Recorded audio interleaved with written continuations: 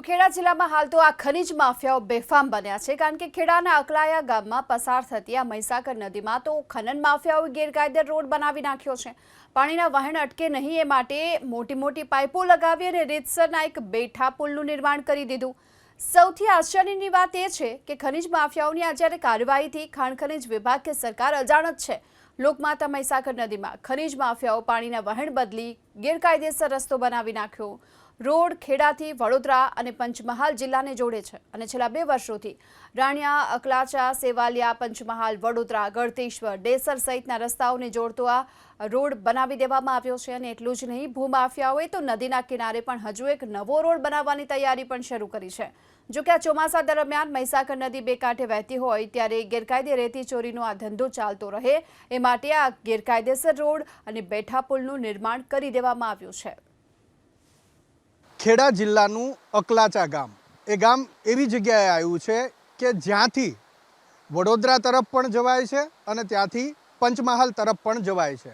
મહીસાગર નદીના કિનારે આવેલા આ ગામનો કેવી રીતે ખનીજ માફિયાઓ દ્વારા દુરુપયોગ થઈ રહ્યો છે એ બતાવવાનો પ્રયાસ કરી રહ્યા છે। મારા સહયોગીને વિનંતી કરીશ કે આ તરફ દ્રશ્યો આપને બતાવે। દ્રશ્યો ઉપરથી ખ્યાલ આવશે કે આ નદીનો પટ છે અને નદીના પટ ઉપર બાઇક જઈ રહ્યું છે, એ રોડ છે।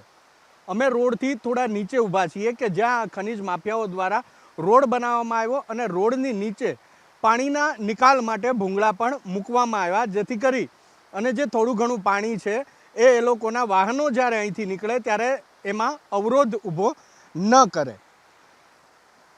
આ રોડ ખનીજ માફિયાઓ દ્વારા ગેરકાયદે બનાવવામાં આવ્યો છે। એક રીતના જોવા જઈએ તો બેઠો પુલ પણ બનાવવામાં આવ્યો છે, કારણ કે અહીંયા ભૂંગળા પણ મૂકવામાં આવ્યા છે। મારા સહયોગી છે જલ્પેશ પાસેથી વધારે માહિતી મેળવશું। જલ્પેશ, આ જે રોડ છે ખનીજ માફિયા દ્વારા બનાવવામાં આવ્યો છે, ક્યાં ક્યાં કનેક્ટ થાય છે, આના ઉપર કેવા પ્રકારનો ગેરકાયદે ધંધો ચાલી રહ્યો છે?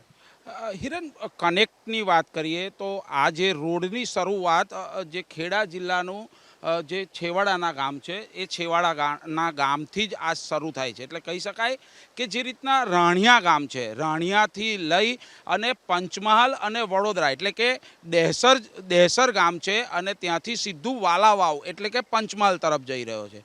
આ જે રોડ જે બનાવવામાં આવ્યો છે આશરે 15 કિલોમીટરથી પણ લાંબો છે અને ગેરકાયદેસર એટલા માટે જ કારણ કે નદી પરથી એમને જે નદીમાં થઈને જવાનું જે રીતના લીઝ તો એ લોકો લેતા જ હોય છે, પરંતુ જે લીઝ ચોરીની જે ચોરી કરતા હોય છે, જે અહીં આગળ જે બ્લેક સ્ટોન હોય છે, જે એને કપચી કહીએ છીએ આપણે, એ કપચીનું મોટા પાયે અહીંયા આગળ વેપલો અને વેપાર થતો હોય છે।